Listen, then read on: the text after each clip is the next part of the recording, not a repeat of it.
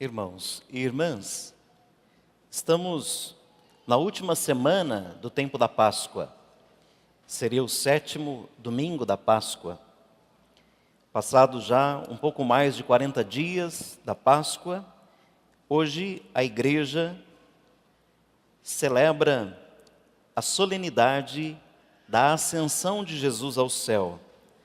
Aquilo que nós rezamos, professamos continuamente no creio, que o Senhor, depois de ter padecido e sepultado, Ele ressuscitou ao terceiro dia, conforme as Escrituras. E daí o que celebramos hoje. E subiu aos céus, onde está assentado à direita do Pai, e de novo há de vir em sua glória. Essa afirmação da nossa fé que hoje nós celebramos. Repito, a ascensão de Jesus, a subida de Jesus ao céu, é o início do fim do tempo pascal. Recordamos a última aparição do ressuscitado para aqueles discípulos que tinham empenhado a sua vida no seguimento de Jesus, para aqueles discípulos que tinham visto Jesus morrer na cruz. Esse Jesus se manifesta como alguém que não está morto, mas vivo, ressuscitado. A fé daquela comunidade original, aquela experiência com o ressuscitado, mostra que a unidade não está no que Jesus disse e viveu simplesmente como lembrança. Se a gente se lembrasse de palavras e atos de Jesus, não significaria por isso que nós temos fé. Mas o Espírito vivo de Jesus na comunidade, fazia com que eles tivessem uma profunda e viva experiência, uma experiência fraterna, uma experiência de comunidade, uma experiência de família. O Espírito de Jesus animava aquela comunidade, assim como é preciso que hoje o mesmo Espírito de Jesus anime também a nossa fé, anime também a nossa comunidade. E animava aqueles discípulos de tal modo que eles sentiam que o que eles recebiam devia ser comunicado a todos, não podia ficar aprisionado com eles. Todos os homens e mulheres deveriam receber o anúncio da boa nova da salvação.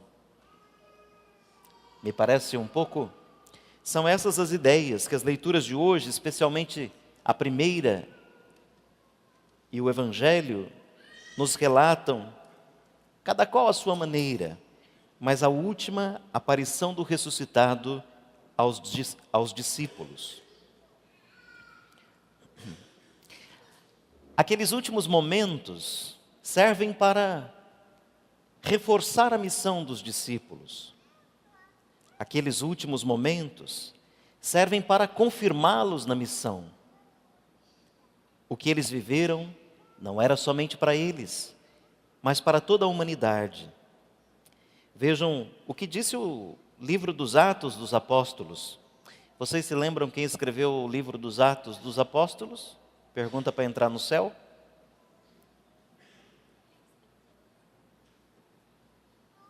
Ninguém vai entrar no céu, pelo amor de Deus? São Lucas. Tanto é que ele começa dizendo assim, na leitura de hoje: no meu primeiro livro, ó Teófilo, já tratei dessas coisas. O primeiro livro qual é? O Evangelho. O Evangelho segundo São Lucas. E os Atos dos Apóstolos é um segundo livro escrito por São Lucas. Então, no Enem do céu, vocês já dão conta dessa resposta, né? Não vão falhar, hein? Repito, os discípulos serão, por força do Espírito, testemunhas de Jesus, conforme diz São Lucas nos Atos, em Jerusalém e até os confins do mundo. Até os confins do mundo. E São Marcos, no Evangelho, vai dizer: ide pelo mundo inteiro e anunciai o Evangelho a toda criatura. Se eles não tivessem feito isso, o Evangelho não teria alcançado a gente aqui do outro lado do mundo. 2000 anos depois do evento acontecido. Mas é porque o Espírito os impeliu, porque eles não resistiram ao Espírito, pelo testemunho que eles deram, o Evangelho chegou até nós. E hoje é a nossa vez, a nossa hora, de levar também ao mundo um testemunho disso que aconteceu. Interessante, às vezes a gente vai numa loja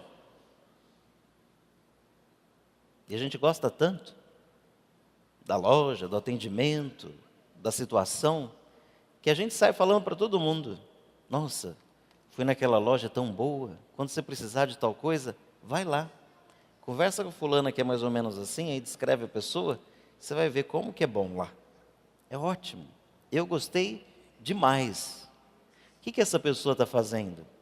Dando um testemunho. Gratuitamente, de graça, sem ninguém pagar nada.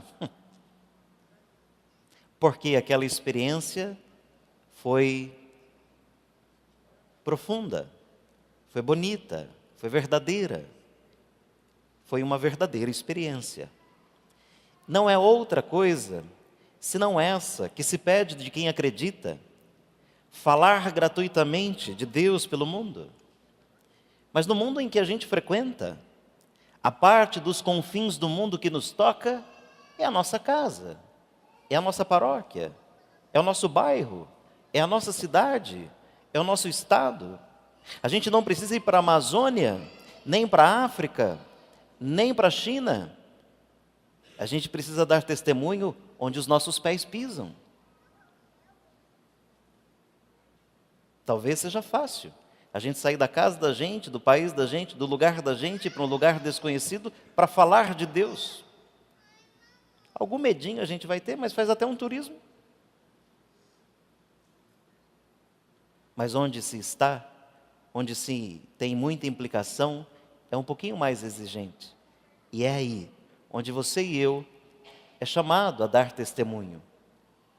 Gosto muito, e repito aqui, não sei qual vez já, né? Daquela passagem da vida de Francisco de Assis, São Francisco, o irmão Francisco. O irmão Leão pediu a Francisco que o ensinasse a evangelizar, que o ensinasse a ser missionário. E Francisco disse: ok, nós vamos, eu te ensino, claro. Num determinado dia, Francisco chamou o irmão Leão para dar uma volta na cidade. E eles caminharam pela cidade durante um tempo. Voltaram, na volta, o irmão Leão agradeceu pelo passeio, mas lembrou Francisco: irmão Francisco, quando for possível, né, o senhor me leve e me ensine a evangelizar.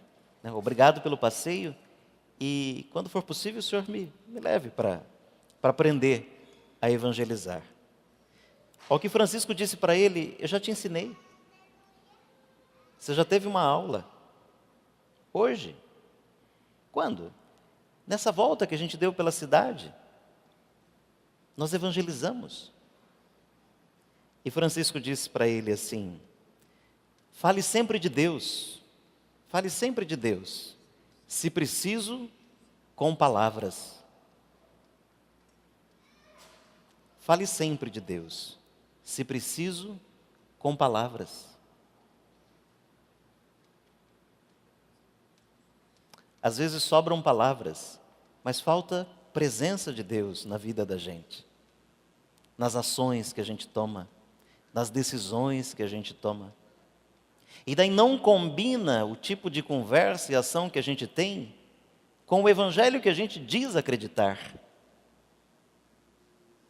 E daí aquilo que a gente prega com a palavra, com o martelo da palavra, a gente desprega com o martelo da vida. Fale sempre de Deus, se preciso, com palavras. Avançando, no mistério da Páscoa, Deus faz uma aliança com toda a humanidade. Em Cristo, Deus usou a sua força poderosa, resgatando Jesus da morte e resgatando a gente do poder da morte e do poder do pecado em todas as suas formas. Nós já não estamos mais condenados à morte, A morte agora é uma opção. Não estamos mais condenados ao egoísmo. O egoísmo é uma opção. Não estamos mais condenados ao pecado, ao ódio, à violência. Tudo isso é uma opção. Às 11 horas, na missa, me ocorreu pensar o seguinte: você sabe quantas torneiras tem na sua casa? Peguei você, né? Bom, mas pode parar de contar que senão vocês não vão prestar atenção em mim. Depois vocês contam. O que eu gostaria é de dizer que dentro de nós existe sim tendências para o mal. Santo Agostinho chamava de concupiscência, um desejo sempre de fazer o que é mal, errado. Está em nós. Nem é defeito de fábrica, está em nós, é um item. E a história da torneira é o seguinte: a gente pode canalizar a água para os lugares que a gente quer, a força. Eu não preciso ser violento.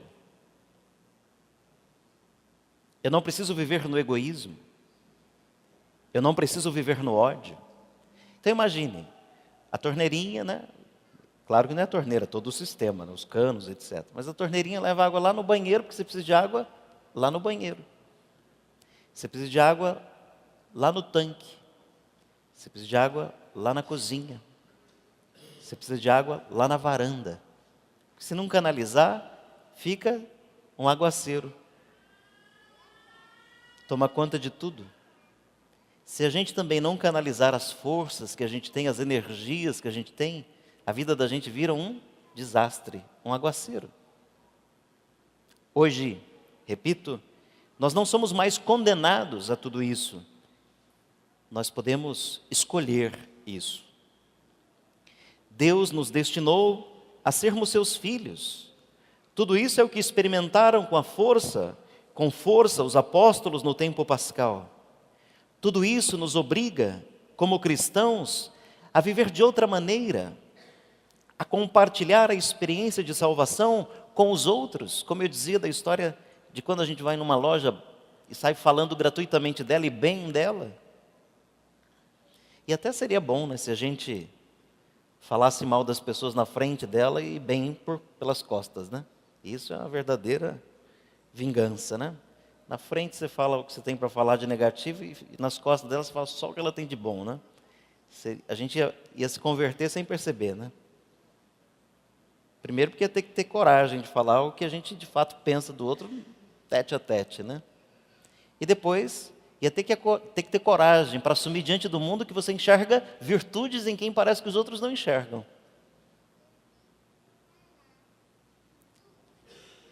Se tiver que falar, fale mal na frente e fale bem pelas costas, né? Acho que isso estamos permitido para fazer. Achando já o caminho do brejo. Repito, tudo isso nos obriga, como cristãos, a compartilhar a experiência de salvação com os irmãos e as irmãs. E essa, e não outra, é a missão da igreja, a nossa missão. Essa e não outra. Todos os anos uso um exemplo para falar da ascensão de Jesus. Sei que é um pouco feio o exemplo, mas Deus há de me perdoar. Vocês conhecem um trem, né? Vamos comparar Jesus ao trem. Um trem. Não é o trem dos mineiros, não. Trem. Quem já andou de trem aí, levanta a mão. Pois é. Metrô também vale, né? Porque é trem também. Bom, já pensou um dia prudente com um metrô, né? Acho que ninguém mais vai estar vivo aqui para ver essa história, né? Mas ainda não é necessário, né? Bom, Jesus, pegando o que disse São Paulo na carta aos Efésios, segunda leitura, que Jesus é a cabeça do corpo que é a igreja, ele é o principal, a cabeça do corpo que é a igreja. Então, no meu exemplo aqui do trem, Jesus é a máquina. Jesus é a máquina. A ascensão de Jesus diz que ele voltou para o Pai, voltou para o céu, de onde ele será glorificado, onde nós também um dia vamos, como cantamos lá na música inicial da missa. O Senhor foi preparar um lugar para nós no céu. Então Jesus é a máquina do trem. Hoje, a máquina do trem chegou na estação final, céu. Hoje, a máquina do trem chegou na estação final, que é o céu. E todos os vagões que estiverem unidos à máquina vão chegar também. E parece que é tão simples, não dá nem para explicar mais nada, né? Se unidos estivermos ao Senhor, chegaremos onde Ele hoje chegou, o céu. Agora, irmãos e irmãs, nós precisamos desejar mais o céu. Eu não sei se a gente deseja assim o céu, né? Às vezes a gente deseja uma piscina nos dias quentes, deseja, mais os jovens, uma balada, sem briga, deseja uma lasanha, uma picanha, uma pizza, uma cerveja trincando. Isso a gente deseja, trabalha, vai lá e usufrui. Deseja fazer uma viagem, aquela dos sonhos, e nem é dormindo, acordado mesmo. Vai lá, adquire e faz. E o céu? A gente deseja ao ponto de se empenhar todo dia por ele? Quanto a gente investe para ir nessa viagem rumo ao céu? Às vezes nem a missa dominical a gente tem como compromisso. Se dá tempo, Deus, se ninguém me chamar para nada, fica como opção. Talvez a gente não deseje tanto o céu quanto pareça desejar. Se a gente não deseja, como é que alimenta esse caminho, essa viagem?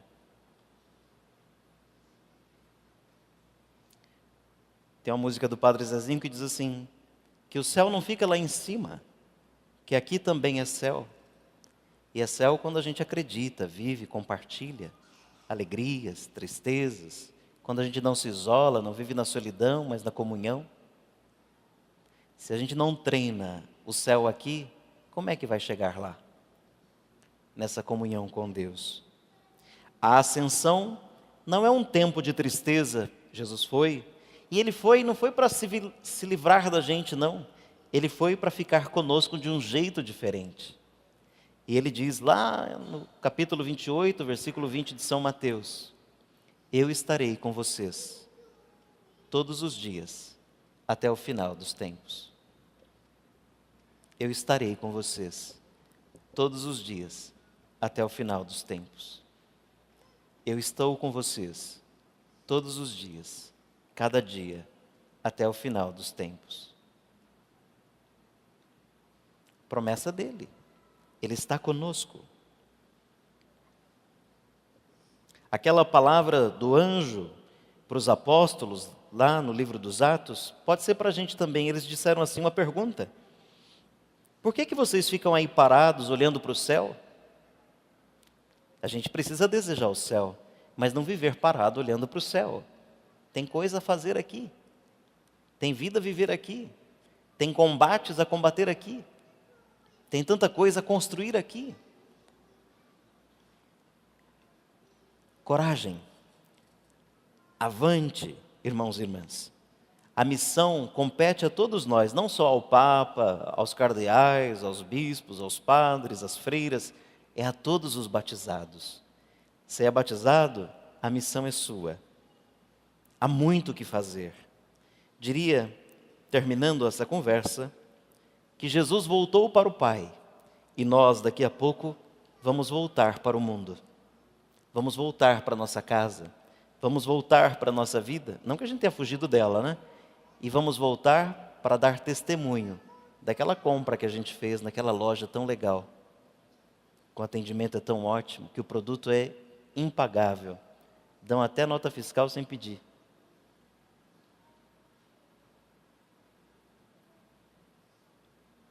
Jesus voltou para o Pai, e a gente vai voltar para o mundo. Mas não voltemos como quem não tem nada o que dizer, como quem não tem nada o que compartilhar. Nós temos muito a fazer, muito a dizer, muito a compartilhar. Se preciso, com palavras. Louvado seja nosso Senhor Jesus Cristo.